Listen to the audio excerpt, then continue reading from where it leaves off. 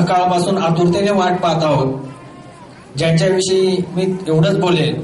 ए चांद इतना गुमान न कर, ए चांद इतना गुमान न कर, अरे तुझमें तो दाग है, हमने बेदाग चांद देखा है. आपल्या समोर माननीय बच्चूभाऊ कडू.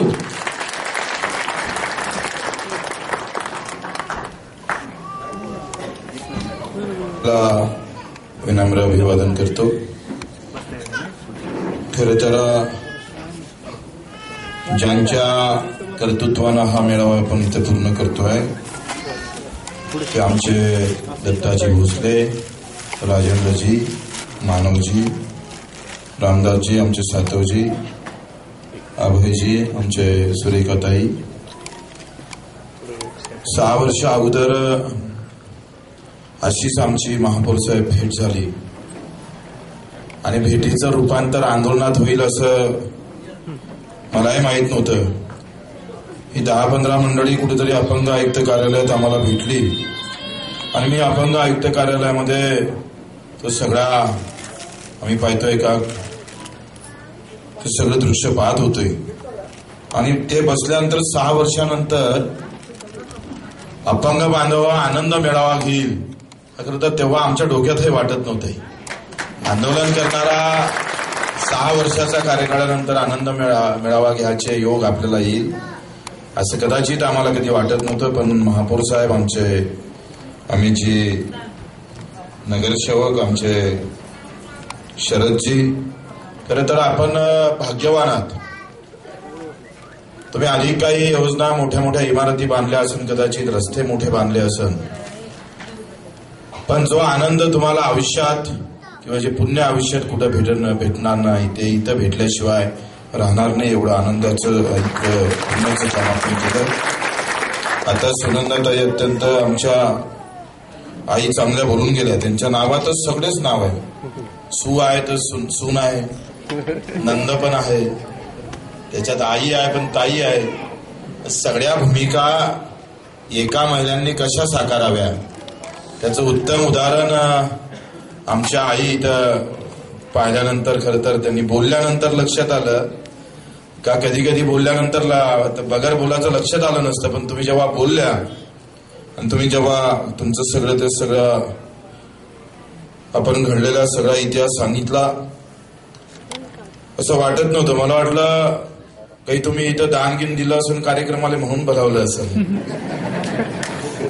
पण तुमच्या चेहऱ्यावरून हम भी कुछ कम नाही आहे असं खऱ्या अर्थानं तुम्ही जगला, त्याबद्दल खरं तर आम्ही आभारी आहोत. मित्र, आपण पाहतोय का काही महिला भगिनी एका घरी 3 अपंग बांधव आहेत. मी नगरला जेव्हा नगरवरून येत होतोय तर देशमुख परिवारातलं घरी मी भेटायला गेलोय. या स्टेजपेक्षाही अर्ध घर होतं, अर्ध्यापेक्षाही कमी, आणि तिथे 4 अपंग बांधव होते आणि ते झोपलेलेच होते.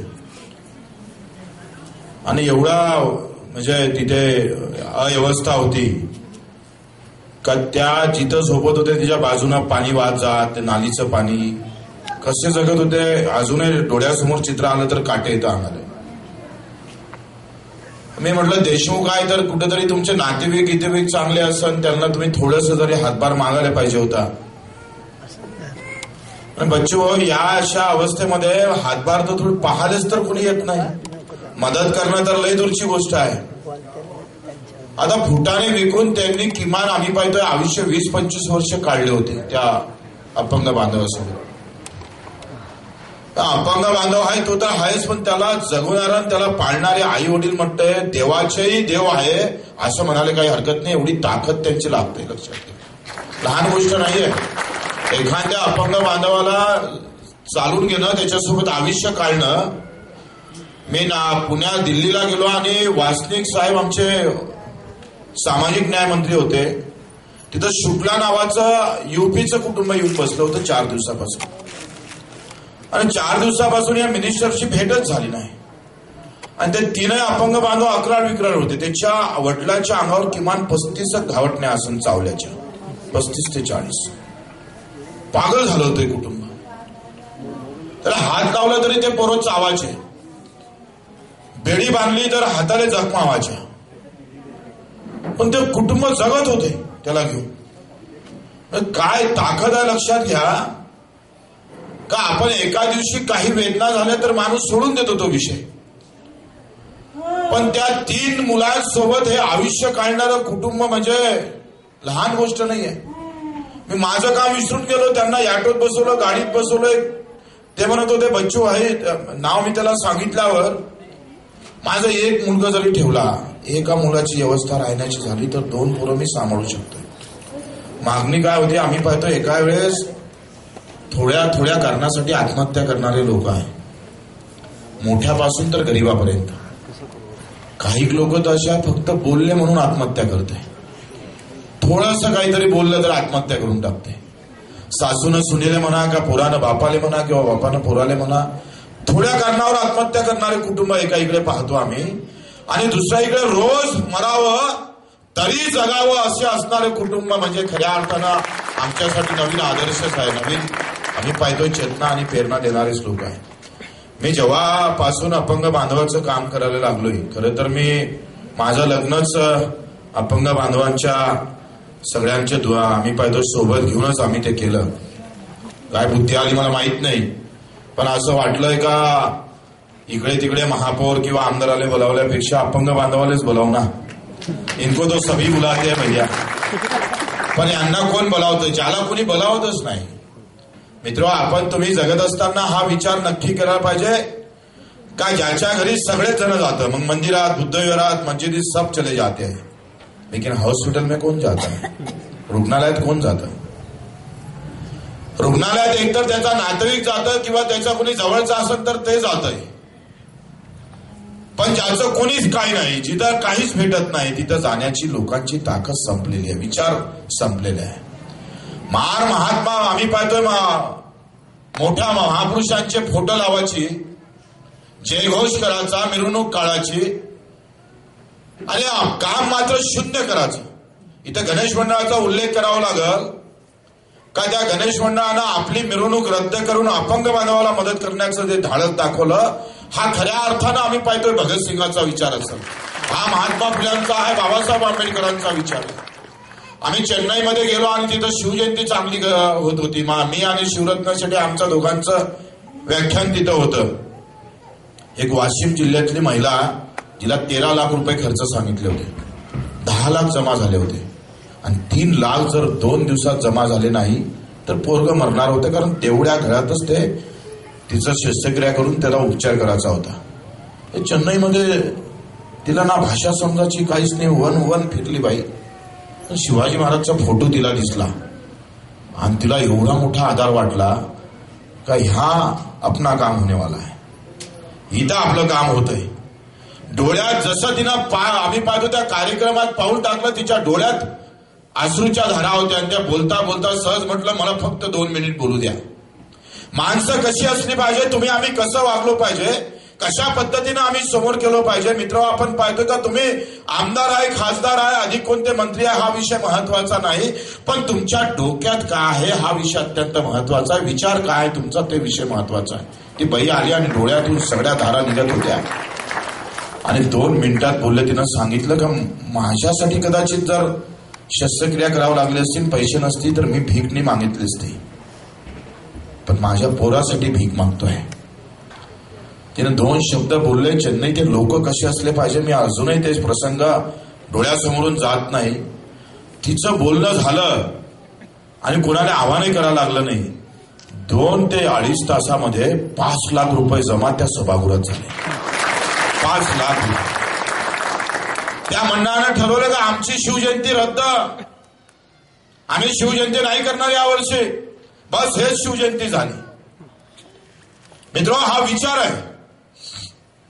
तुम्ही आम्ही कसं असावं हे प्रसंग आपण पाहतो का अजूनही तच्च्या तसे, जसं जुना इतिहास आहे तच्च्या तसं नेहमी रोज काही ना काही चांगल्या गोष्टी घडत असतं, पण त्या आमच्यापर्यंत येत नाही. येणाऱ्या गोष्टी सगळ्या वाईट असतं, लक्षात घ्या. चांगलं रोजच घडतंय पण येते. काय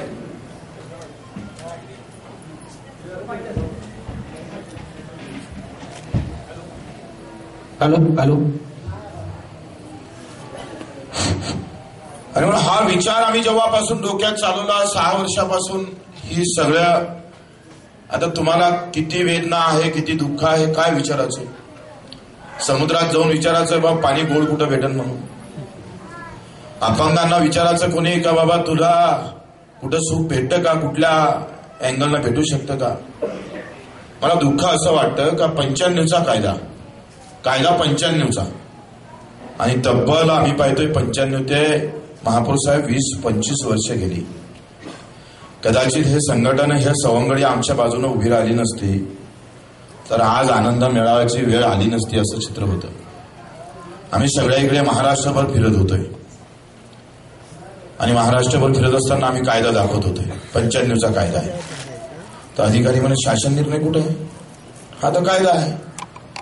आता 95च्या कायद्याचं शासन निर्णयात रूपांतर नाही झालं म्हणजे केवढं दुःख आहे. पोरग झालं पण नावच ठेवलं नाही सरकार. आता आम्ही अधिक मागे गेलो रे, म्हटलं इकडे भांडून काही फायदा नाही. आपण महापौराला आणि आयुक्ताला म्हणून काही फायदा नाही. योजना कायद्याचं जेथपर्यंत शासनात रूपांतर होत नाही, शासन निर्णयाच्या नंतर आम्ही पाहतो जेथपर्यंत योजनेत रूपांतर होत नाही तोपर्यंत त्या कायद्याला काही महत्व होत नाही. आता आम्ही पुऱ्या महाराष्ट्रात कायदा आहे, आमच्या सगळ्या जोड्यांवर 3% आमच्या हक्काचं नाही, कोणाच्या बापाचं. पण हक्काचं म्हणताना आम्ही पाहतो त्याला नावच ठेवलं नाही. हो तुम्ही पहा, इथून 6 वर्ष अगोदर कुठल्याही महानगरपालिकेनं, नगरपालिकेनं, जिल्हा परिषदनं, इव्हन आमची पाहतोय राज्य सरकारनं एकही खडकू खर्च केला नव्हता.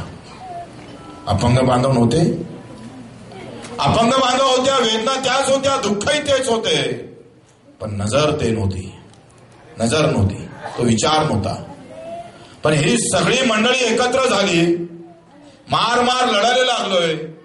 25 ते 30 गुन्हे आम्ही पाहतोय प्रहार अपंग क्रांती संघटनेच्या कार्यकर्त्यावर दाखल झाले आणि त्याच्यातून आम्ही पाहतोय 32 शासन निर्णय आपण तुमच्या हातात दिले. मित्र, हे 6 वर्षाचा इतिहास.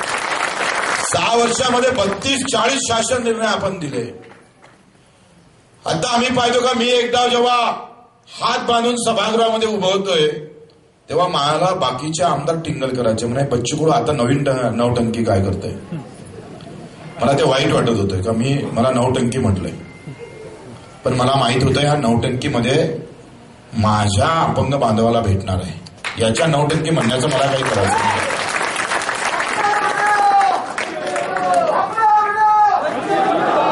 मी 8 दिवस हातच बांधून होतोय. म्हटलं कोणी लक्ष तर देईल. मुख्यमंत्री रोज पाहायचा, खाली बसायचा, अधिक उठायचा, अधिक बसायचा. म्हटलं आता मी हात बांधलेला दिसत नाही, काही आता वेगळं काही करावं का. म्हणून एका आमच्या आमदाराला थोडी क्यू आली, तो मित्र होता म्हणून. नाही, बच्चू कडू हात बांधून आहे, एखादी घोषणा तर करा. आपण सभागृहामध्ये 8 दिवस हात बांधल्यानंतर मुख्यमंत्र्यांना 2 योजना तेव्हा जाहीर केल्या. एकतर अपंग बांधव, त्याच्यातले एससी आणि काय म्हणता आदिवासी, यांना अपंग बांधवांना घर देताना कोणती दार्शनिक कार्डाची अट लागणार नाही, सगळ्यांना घर बगर अट दिल्या जाईल. ते फक्त एससी आणि आदिवासी लोकांना. तो शासन निर्णय आपण त्यावेळेस अधिवेशन संपाच्या पूर्वी करून घेतलेला होता. मी सभागृहामध्ये काम पाहिलं मानव साहेब, 70 वर्षामध्ये एकही लक्षवेधी नाहीये. 70 वर्षामध्ये म्हणजे आम्ही लोकप्रतिनिधी म्हणून कशा पद्धतीनं काम करतोय याचं चित्र सरळ स्पष्ट होते, सरळ स्पष्ट उभं राहतं. आणि म्हणून आपण पाहतोय का दत्ता भोसले आणि आमचा राजेंद्र हे नेहमी मध्ये 2 जण भेटायचे. म्हटलं हे काय पिंपरी चिंचवडमध्ये 2 जण आहे काय. बाकीचे कार्यकर्ते मला सांगायचे त्यांच्याजवळ काही लोक नाही आहे, असं आहे तसं आहे. लेकिन आप भी सबके बाप निकले. आंदोलन बिचारांनी सगळा संघर्ष करत असताना 2 दिसले आणि आनंद मेळावा असताना आपण सगळे दिसले. हा मोठा आनंद आहे. मित्रांनो, संघर्षात आम्ही आणि आनंदात मात्र तुम्ही, अशा प्रकारच्या भूमिका आपल्या निश्चितच आम्हाला सुद्धा एक वेगळी प्रेरणा देणारी आहे. मी काम का करायचं हे मला सांगतोय का, 2 नगरसेवक महापौर आहे. मला वाटतं तुम्ही हे काम अधिक जोरानं केलं, करतातच आहे आपण. पण आता पिंपरी चिंचवड जवळ एवढा पैसा आहे कारण हा महानगरपालिका आम्ही पाहतो का प्रचंड पैसा तुमच्याकडे आहे, पैशाची काही कमी आहे असं तसं तर सत्ताही तुमच्याकडे आहे आणि वरची पण आहे खालची पण आहे, त्या नाही म्हणायचं काही कारण नाही आहे.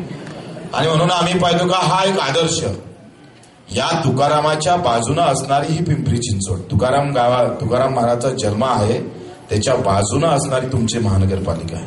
मला वाटतं कदाचित तुमची देहूया अंतर्भूत सुद्धा होऊ शकेल भविष्यात.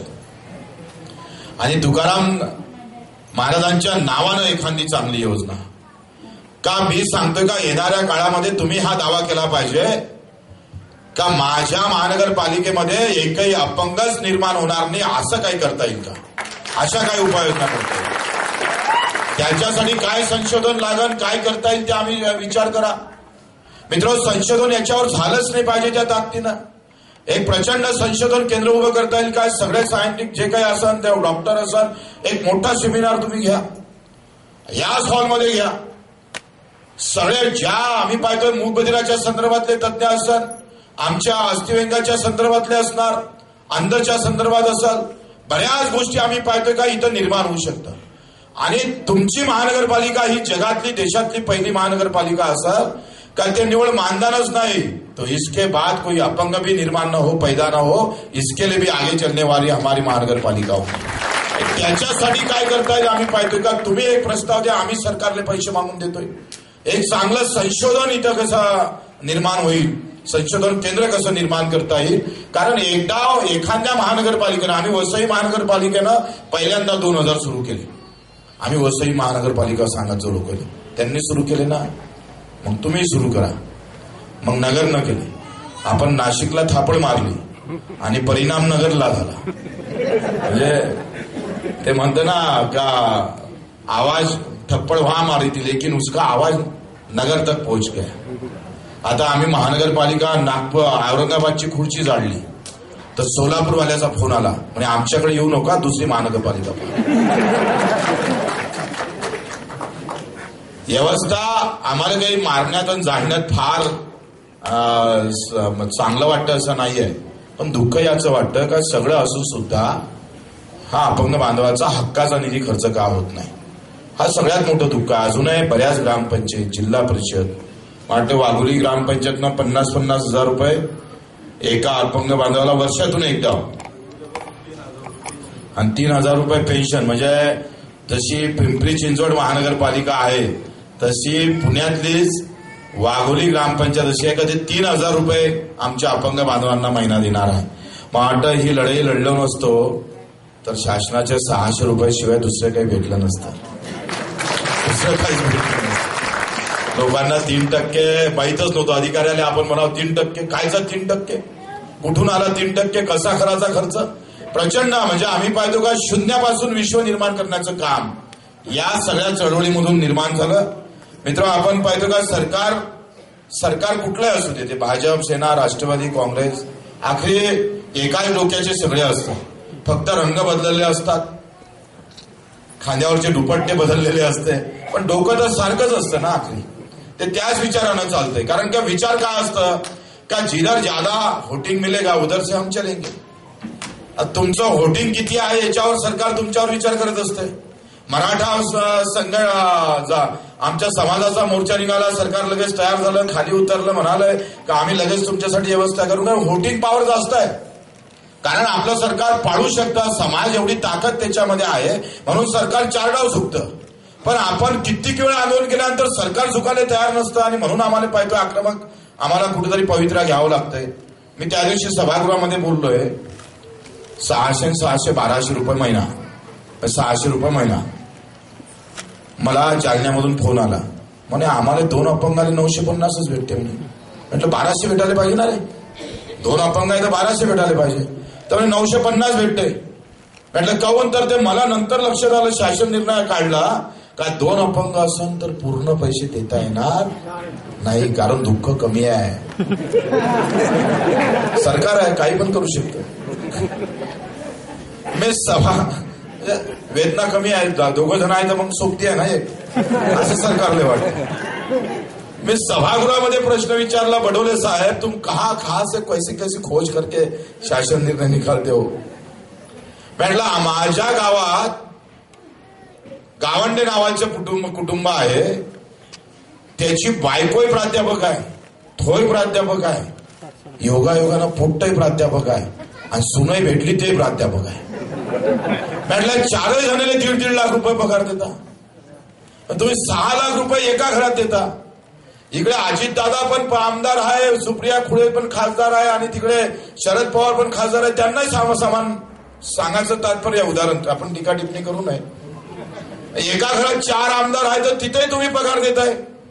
एका घरात 4 आमदार असले तर मानधन सारखं, पण एका घरात 2 आणि 3 अपंग असेल तर मानधन कमी. हे काय सरकार असं आहे? तुम्हाला असं वाटत असेल का सरकार मेहरबान है? तो सरकार तो ऐसी है कि प्राध्यापक को पूरा पगार, आमदार खासदारों को पूरा पगार और विकलांगों को आधा पगार. आमचा पगार वाढायला सेकंद लागला नाही भाऊ, पण तुमचा पगार वाढवायला आम्हाला 4 गुन्हे दाखल करून घेतले. आपण मोघेच्या घरात घुसलो आणि मंत्री मागच्या दरानं पळाला. काही क्षण जर आपण आठवले तर व्यवस्था अशी होती का आपण सर्व जेव्हा ते सगळे विचार केला, आज आनंद मेळावा घेत असताना तो संघर्ष जेव्हा पाहतो तेव्हा त्याचा आनंद अधिक जास्त होतो. आम्ही त्यावेळेस तर महापौर साहेब का पोलीस स्टेशन पोलीसवाल्याला कसं चिवत्या बनवतं त्याचं आम्ही एक मोठं उदाहरण तिथे दिलंय. मी लगेच फोन लावला पृथ्वीराज चव्हाण साहेबांशी बोलतोय म्हणून. पोलीसवाले वाटलं का खरंच बोलणं होत आहे. म्हटलं आंदोलन संपलं, तुम्ही मागण्या पूर्ण केल्या. पोलीस एवढ्या खुश झाले का आता हे घरी चालले म्हणून, पण त्यांना माहितच नाही अंदर की बात शिवाजी महाराज का गन्नी विकावा होने वाला है. आणि सगळे पोलीस बिंदास होते बिलकुल. आमच्या 3 ट्रॅव्हल्स आल्या, त्याच्यात आम्ही बसलो डायरेक्ट मोगेच्या घरी गेलो. तिथेही तो पोलीसवाले 4-5 होतेच. त्यामुळे तुम्ही अंदर कसे झाले? म्हणलं साहेबांना मीटिंग ठेवली, तुला माहित नाही जेवणाचाच कार्यक्रम आहे या अंदर. आणि जेव्हा आम्ही अंदर घुसलोय आणि नारे द्यायला लागलोय, 2 रात्री काढल्या आपण 36 घंटे. एकतर मूकबधीर बांधव होता, तर पोलीस शूज देत नव्हते त्यांना काहीच बोललं नाही, बोलताच येत नाही. कपडे काढले, पहिले शर्ट काढलं, मग बनियान काढलं, मग पॅन्ट काढून अंदर जा. एवढा आम्ही पाहतो का एवढे सगळे क्षण ते सगळ्या डोळ्यासमोर उभे राहतं. रेल्वे आपण ताब्यात घेतली. बऱ्याच आंदोलनाच्या माध्यमातून आज मला अतिशय आनंद आहे का आपल्या या महिला आता बरं वाटलं, अधिक एक आमदार आमच्या सोबतीला आहे. बस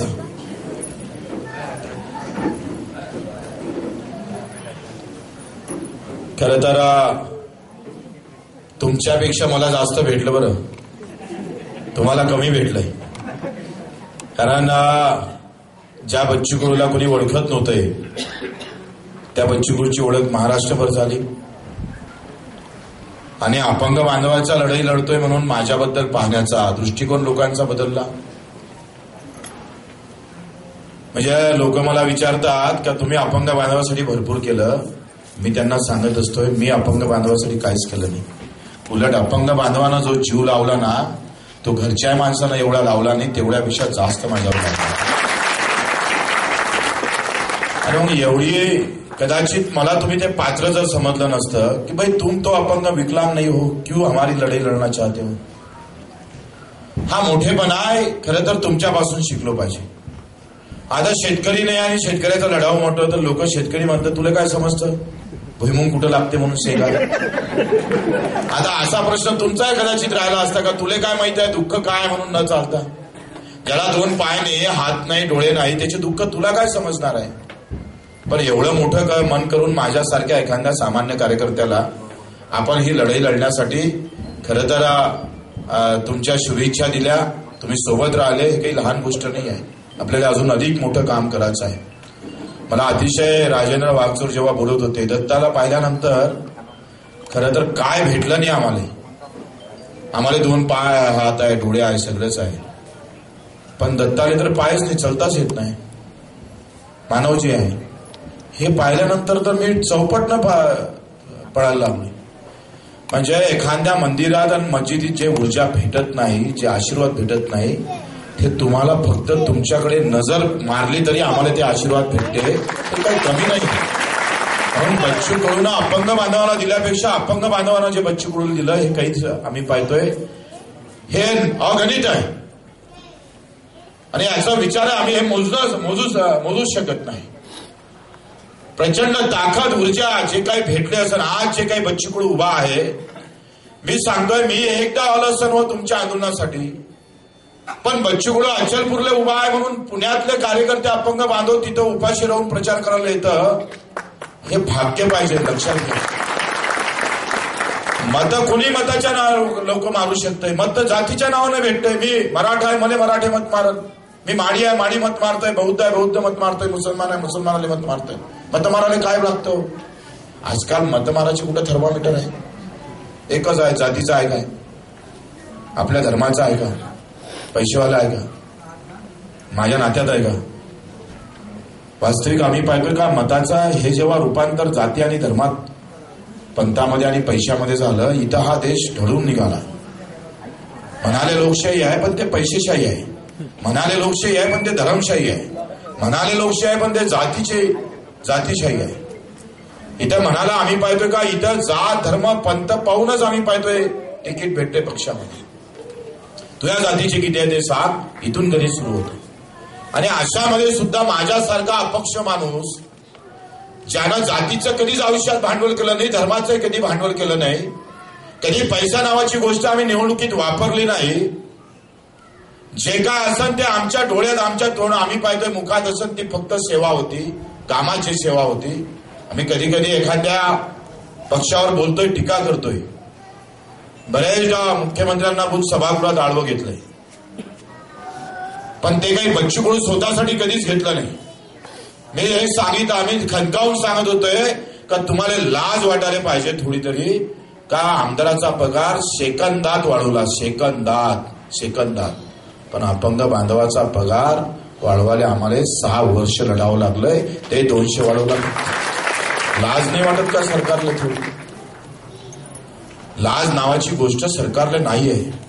आज महानगरपालिका तुमच्यासाठी धावून आली म्हणून ठीक आहे, पण आज गावामध्ये गेलो तर 600 रुपयात काय होतं? कसा जगत असेल तो? ज्याला 2 पायच नाही, चालता येत नाही, उद्योग नाही, नोकरी नाही, कसं जगावं त्यानं?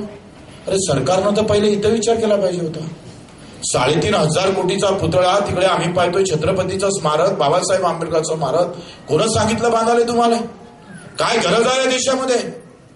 अरे इथं हॉस्पिटलमध्ये खाटा नाही आहे, इथं औषधी नाही आमच्याकडे, औषध नाही म्हणून मरावं लागतं अशी अवस्था आहे. एखाद्या गावामध्ये एखादं पोट्ट उन्हाळ असतं, बाप बिमार असतं, माय पलंगावर झोपली असतं, ते बिमार असतं, आणि बहिणीचं लग्न समोर ठरलेलं असतं आणि घर फाटलं असतंय, आणि गडी बुलेटनं फिरत असेल तर वाह्यातच म्हणू ना आपण. मग आम्ही कुठं पहिले कसा खर्च केला पाहिजे, कोणासाठी पैसे वापरले पाहिजे, याचं तारतम्यच आमच्यामध्ये राहिलं नाही. मार्च सिमेंटचे रस्ते ना एवढे मोठे, गरज नसतं त्याची. व्यवस्था अशी आहे का नागपूरमध्ये पहिले वरते पूल आहे मेट्रोचा, नंतर खालून बसचा पूल आहे, त्याच्या खाली रस्ता आहे, आणि मग अंदरून पुन्हा एक काय म्हणते त्याला भुईगर आहे. म्हटलं कमाल आहे. आणि हॉस्पिटल पाहिले सरकारी तर काय हाल आहे. अजूनही कित्येक जिल्हा सामान्य रुग्णालयामध्ये आम्ही मुंबईचं केम हॉस्पिटल जर पकडलं, कॅपॅसिटी आहे 2,000 बेडची आणि पेशंट आहे 4,500. कसे राहत असेल दवाखान्यात? या सगळ्याकडे आम्ही नजरच कधी जात नाही आहे. आणि मला अतिशय आनंद होतोय का आनंद मेळाव्यामध्ये नगरसेवक म्हणून आपण, आमचे महापौर, तुम्ही कुठल्या पक्षाचा हा विषय महत्वाचा नाही आहे, पण तुम्ही तुकारामाच्या विचाराचे आहे हे विषय महत्वाचा आहे. तुम्ही यांच्यासाठी जे काही मदत केली असाल, कायदा असला तरी आखरी पाहिजे तुमचं मन पाहिजे. आणि बऱ्याच महापौरांना नाही केलंय राहुल साहेब, बऱ्याच नगरसेवकांनी याच्यावर प्रश्न विचारले नाही. पण कायदा असून चालत नाही हो, तुमच्या मनात काय ते महत्वाचं आहे. तुम्ही कायद्यासोबतच मनात ते उतरवलं आणि ते उतरून आमच्या अपंग बांधवांच्या दारी नेलं, त्याबद्दल तुमच्या सर्वांचं पुनश्च मी आभार मानतो, धन्यवाद देतो. आपण सुद्धा अधिक काही करता येईल.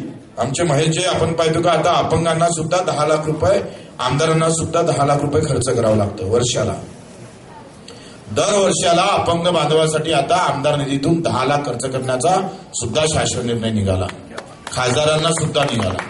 म्हणजे तुम्ही जर 13-14च्या अगोदरचा जर काळ पाहिला, 13-14 पासून तर तिकडे तुम्ही खाली जर गेलात 2000 पर्यंत किंवा त्याच्या खाली शासन निर्णयच निघत नव्हते. मी पहिला शासन निर्णय काढला आपण सगळे मिळून, अपंगाची नोंदणी जन्ममृत्यूप्रमाणे अपंगाची नोंदणी महानगरपालिका, नगरपालिका, ग्रामपंचायत इथं करण्यात यावी.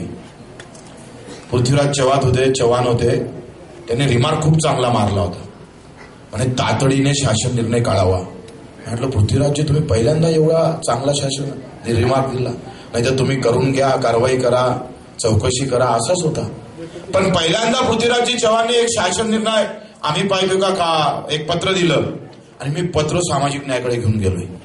सामाजिक न्यायवाले अधिकारी एवढे भारी, त्यांनी शासन निर्णय कसा लिहिला होता माहित आहे? त्यांनी अपंगाची नोंद, जन्ममृत्यूची अपंगाची नोंद घेण्यात यावी. मी म्हटलं होतं अपंगाची नोंद जन्ममृत्यूप्रमाणे घ्यावं, जसं रजिस्टर असतं जन्ममृत्यूचं. यांनी जीआर चुकून टाकला पुरा, का अपंगाची जन्ममृत्यूची नोंद घ्यावी. म्हटलं घ्यावं, म्हटलं हा सगळ्यांचीच होत. तो जीआर पुन्हा हातानं लिहा लागला आणि पुन्हा 3 महिने गेले आणि मग तो जीआर आपल्या हाती आला. आता पूर्ण महाराष्ट्रातल्या अपंगाची नोंद प्रत्येक ग्रामपंचायत आणि महानगरपालिकेमध्ये होते. इथून ह्या लढ्याची सुरुवात आहे. प्रत्येक जणांना इथं मेहनत केली. आपण दिल्लीला गेलो, बराच आम्ही पाहतो का एकंदरीत ह्या लढ्यामध्ये सगळ्यांनीच मेहनत केली, सगळ्यांना सहकार्य केलं आणि माझ्यासारख्याला तुम्ही समजून घेतलं, त्याबद्दल आभार मानतोय. शेवटच्या क्षणापर्यंत अजूनही मागण्या बाकी आहेच, काही महत्वाच्या. आम्ही विद्यापीठ मागतोय अपंग बांधवांसाठी, कारण त्याचं संशोधन केंद्र आणि एक युनिव्हर्सिटी असली पाहिजे. अपंग बांधवाच्या इतर समाजाचे जे आहे त्यांच्या घरकुलाचा प्रश्न आहे, मूकबधीर बांधवाचे काही प्रश्न आहे, अंध बांधवांचे काही प्रश्न आहे. दिल्लीला एकदा आपल्याला जावं लागणार आहे.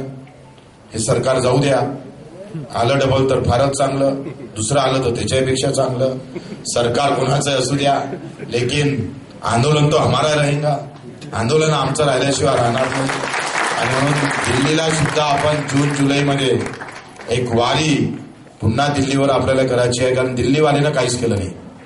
दिल्लीवाल्यानं 2016चा शासन निर्णय काढला, दिव्यांग एक शब्द देऊन दिला आणि एकही आम्ही पाहतो नंतर हालचाली केलेल्या दिसत नाही. अजूनही दिल्लीचं सरकार 80 ते 100% वाल्यालाच अपंग समजतं. 80च्या खाली दिल्लीचं सरकार अपंग मानायला तयार नाही. आणि म्हणून त्याला 80च्या खाली आणणं सुद्धा दिल्ली सरकारला गरजेचं आहे. दिल्लीचं सरकार 200 रुपयेच पगार देते, खासदाराला 5 लाख आणि अपंगाला 200. म्हणजे अशी तुलनात्मक जर विचार केला तर 1% पण ते होत नाही. आणि म्हणून ही लढाई आपल्याला अवरात्र सगळ्यांकडून लढावं लागेल. मी पुन्हा दत्ता भोसले आणि वागचोर यांचं सगळ्यांचं आभार मानतो, धन्यवाद देतोय. आपण सर्वांनी जे मेहनत घेतली, आपण सुद्धा सर्व अपंग बांधवांनी, त्यांनी एक चांगली संकल्पना सांगितली का एकत्र आम्ही 2 महिन्यातून 1 महिन्यातून होतोय. मित्र, निवड सरकारला मागून चालणार नाही. आम्ही सुद्धा अधिक काय चांगलं करता येईल वाटत ते सगळ्या दृष्टी तुमच्यामध्ये आहे, ती ताकदही आहे. जे आमच्यामध्ये नाही ते त्याच्यापेक्षा दुप्पट आपल्यामध्ये आहे. आणि मग त्याचा कधी कधी का आपण पाहतोय का कसा उपयोग घेता येईल आणि कशा पद्धतीने अधिक ताकदीनं समोर जाता येईल याचा आपण विचार करावा असं विनंती करतो. आणि आमचे महेशजी लांडगे इथं आलात, खरं तर त्यांचं सुद्धा स्वागत सत्कार मी करायला काही हरकत नाही, मी करतोय. हॅलो, या ठिकाणी भोसरी विधानसभा मतदारसंघाचे आमदार माननीय मनेश भाऊ यांचा सत्कार बच्चू भाऊ यांच्या हस्ते होत आहे. त्याचप्रमाणे पिंपरी चिंचवड महानगरपालिका पक्षरूढ नेते सत्तारूढ पक्ष नेते माननीय एकनाथदादा पवार यांचा सुद्धा सत्कार बच्चू भाऊ यांनी करावा अशी मी त्यांना विनंती करतो.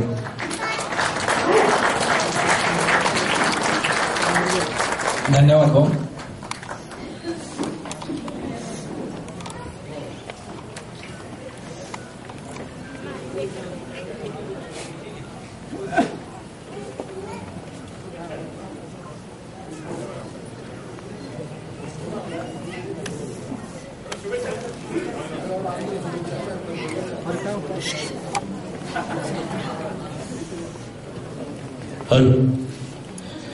आपण येण्यापूर्वी आम्ही या ठिकाणी मनोगत व्यक्त करताना सांगितलं होतं की आपण लेट आल्यामुळं ते